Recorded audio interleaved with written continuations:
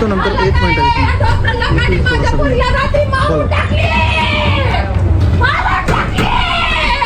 मी बघ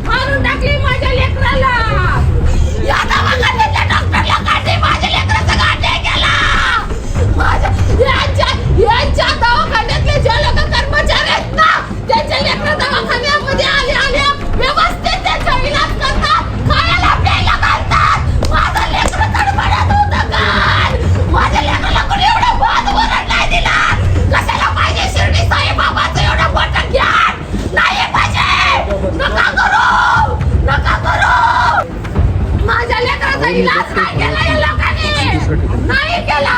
नाही केला इलाज. स्वतःचे डॉक्टर लोक आहेत, त्यांच्या लेकरावरती इलाज फटाफट काल केला. लोकांना येण्यात नका काढू. डॉक्टर साहेबाच्या खाली नका करू, हे तुम्ही लोक नका करू. माझ्या लेकराला मारून टाकलं तुम्ही लोकांनी. या दवाखान्याचा पहिला मला न्याय भेटला पाहिजे. माझ्या लेकराला न्याय भेटला पाहिजे. माझ्या लेकराला एवढं वरण भात दिला नाही व्हायला काढे.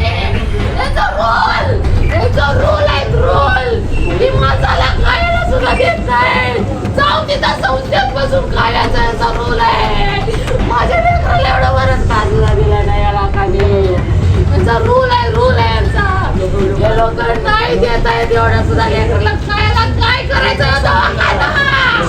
माझ्या लेकराला मारून टाकलं या लोकांनी. मारून टाकलं माझ्या लेकराला, मारून टाकलं.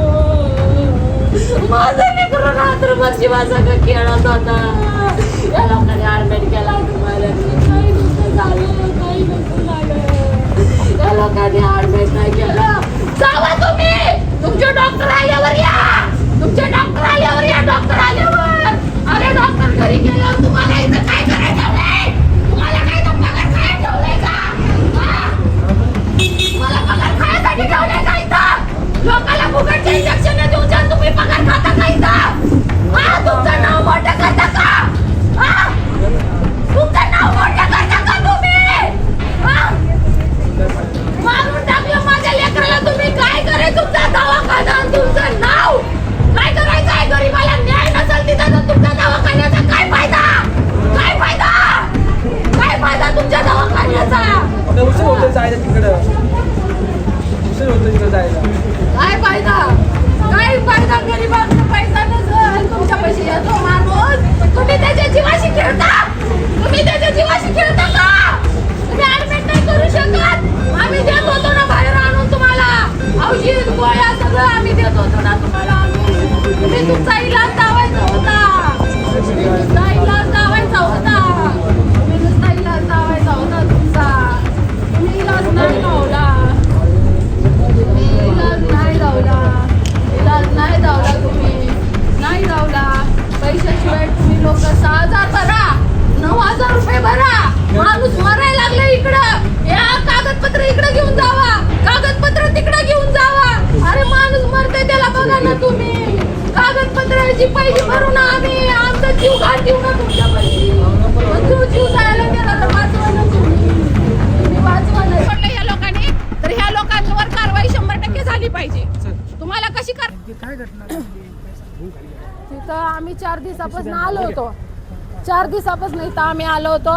4 दिवसापासून आम्ही 500 रूम मध्ये रूम घेतलं होतं 200 रुपयाचं. तिथं आम्ही 4 दिवसा शुक्रवारी आम्ही इथं आलेलो आहे. मग आम्ही इथं 4 दिवस राहिलो. काल रिपोर्ट, रक्ताचा रिपोर्ट, सगळा रिपोर्ट दावल्यानंतर ऑपरेशन होईल असं डॉक्टरांनी आम्हाला सांगितलं.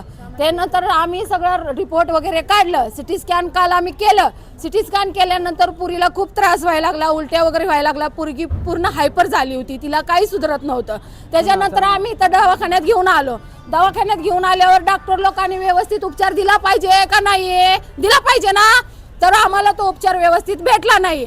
त्या लोकांनी आम्हाला बाहेरून इंजेक्शन सलाईन वगैरे आणायला लावली. आम्ही ती लावली वगैरे, तिला तिथं ठेवली तिने अर्धा तासासाठी. पुरगी व्यवस्थित झाली. जराशी तिच्या अंगातनं खूप घाम वगैरे निघला. जरा त्यांना बरी दिसली पुरगी. आम्ही म्हणलं आम्ही काय जात नाहीत ना, पुरगी माझी खूप मला सिरियस दिसती, मी काय जाणार नाही. ते म्हटले तुम्ही आता जावा, तुमचे डॉक्टर आल्यानंतर उद्याच्याला तुम्ही इथं या. तुम्ही इथं उद्याच्याला या. असे बोलले. उद्याच्याला या रात्रभर पोरगी थडपडली, रूमवर घेऊन जावा बोलले. एवढ्या सिरियस पेशंटला मी रूमवर घेऊन गेले. या लोकांनी तर काय केलं नाही केल्यामुळं मला बी काही ऑप्शन नव्हतं. मी घेऊन गेले रूमवरती घेऊन गेले पोरगीला. रात्री काय झालं, रात्री 2-1 वाजता तर पोरगी मस्त सगळ्यांची व्हिडिओ कॉलवरती बोलत होती, व्यवस्थित होती. सकाळी पोरगीला काय झालं काय नाही काय समजलं नाही. आणि इथं आल्यानंतर ते लोक म्हणतात पोरगीची डेट झाली. हा कसला न्याय आहे ह्यांचा? तुम्ही न्याय द्या मला. ऋतुजा गणेश वारेपुरीचं नाव आहे. वय पुरीचं 16 वर्ष होतं. मी पुण्यातून आलेले या. पुण्यातून ज्युपिटर हॉस्पिटलमधनं मला इथं पाठवलं होतं. माझ्याकडे कागदपत्र कमी पडत होते, त्याच्यामुळं मला इथं म्हणले महेश मिस्त्री डॉक्टर आहे, ते तुमच्या पुरीचं चांगलं ऑपरेशन करतील. डॉक्टरांनी सुद्धा मला चांगलं हे दिलं होतं की पुरीचं ऑपरेशन व्यवस्थित होईल, तुम्ही काय टेन्शन घेऊ नका. लहानपणापासून तिला तो आजार आहे, तिला काय होणार नाही. तिला हार्टचा त्रास होता, हार्टचा प्रॉब्लेम होता, तर तिला हृदयविकार होता. त्या लोकांनी सांगितलं होतं की पुरीला काही होणार नाहीये, तुम्ही तपासणी करून घ्या व्यवस्थित. ह्या लोकांनी रात्री रिस्क नाही घेतल्यामुळं पुरी संघ हा अन्याय घडलेला आहे. तिथल्या सिस्टर तिला जायला उशीर होतो. तिच्या घरचं मेन जरुरी आहे. इथं पेशंट मरायला लागले ते जरुरी नाही आहे. तिला उशीर होत होता. तिला घरी जायचं होतं. माझ्या पुरीला तिनं पटापटा हे केलं आणि घालून दिलं माझ्या संग. माझ्या लेकराचं ह्या गोष्टीमुळं माझ्या लेकराचं हे सगळं झालेलं आहे. या दवाखान्यावर तुम्ही कारवाई करावी आणि मला न्याय द्यावा आणि माझ्या लेकराला तुम्ही न्याय द्यावा, अशी माझी नम्र विनंती आहे तुम्हाला. आणि परत सुद्धा मी इथं येईन. माझा आत्माजवळ शांत नाही होत तर मी या दवाखान्यापाशी 100% येणार, 100% येणार. माझ्या लेकराला हसत खेळत आम्ही आलो होतो पुण्यातनं. घेऊन आले का माझ्या लेकराला?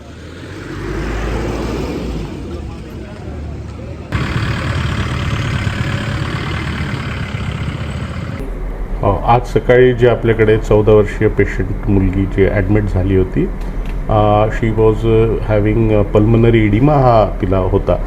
आणि त्या पल्मनरी इडिमाचं इव्हॅल्युएशन आम्ही करत असताना आमच्या लक्षात आलं की तिला ॲओर्टिक स्टेनॉसिस पण होतं. ECGमध्ये ते क्लिअर कट तसं दिसत पण होतं. आपण सकाळी रुग्णाला आपल्यातर्फे पूर्ण प्रयत्न केले रिवाईव्ह करायचे, त्याप्रमाणे त्याला कॅज्युअल्टीला ट्रीटमेंट पण देण्यात आली. पण unfortunately that patient could not be revived and she had. काल जेव्हा पेशंट आपल्याकडे आले होते त्यावेळेस patient was fine and there was no immediate concern. त्यांनी डॉक्टरांना दाखवलं काल डॉक्टरांनी त्यांना काही तपासण्या पण सांगितल्या होत्या करून आणायला, पण तिथून ते तपासण्या केल्या त्यांनी आणि घरी गेले मला वाटतं. आणि जेव्हा परत आज सकाळी पेशंट आणले तेव्हा पेशंट एकदमच बॅड कंडिशनमध्ये होता. आणि ॲओर्टिक स्टेनॉसिस हा असा प्रकार त्याला त्यावेळेस नाही. आपल्याकडे जेव्हा पेशंट आला तेव्हा आपण रिवाईव्ह करायचे पूर्ण प्रयत्न केले. जे काय आपल्यातर्फे फर्स्ट हे रिस्पॉन्स असतो तो आपण पूर्ण त्या पेशंटला दिला इमर्जन्सीमध्ये कॅज्युअल्टीला. But unfortunately patient could not respond to that treatment because she was under already there was pulmonary oedema and on top of that तिला ॲओर्टिक स्टेनॉसिस पण होतं. आमच्या असं प्रथम याच्यात असं हे आहे की काही वॉल डिफेक्ट्स असल्यामुळे आधीपासून त्यांचं आत्तापर्यंत प्रशासनाकडे कुठल्याही पद्धतीचं काही अजून आलेलं नाही किंवा त्यांनी तशा पत्राचं कुठलं निवेदन देखील आम्हाला दिलेलं नाही. तसं काही असेल तर आम्ही त्याच्यात लक्ष. तर कसं असतं आपल्या जवळचे जेव्हा एका वर्षाचं एखाद्या नातेवाईकाचं किंवा एखाद्या रुग्णाच्या याचा डेथ होतो तेव्हा एक साधारणपणे माणसाची जी भावनिक स्थिती असते ती थोड्या आक्रोशाची असते. आणि आम्ही त्याच्यासोबत सहानुभूतीपूर्वक, कारण आम्हाला आता over the period of time कॅज्युअल्टीला ट्रीटमेंट देत असताना हे समजते की नातेवाईकांची जी भावनिक परिस्थिती असते त्याला आता आम्ही लोक व्यवस्थित हँडल करतो, आम्हाला माहिती असते. त्यामुळे असं पद्धतीचं काही झालं नाही, असा कुठला प्रकार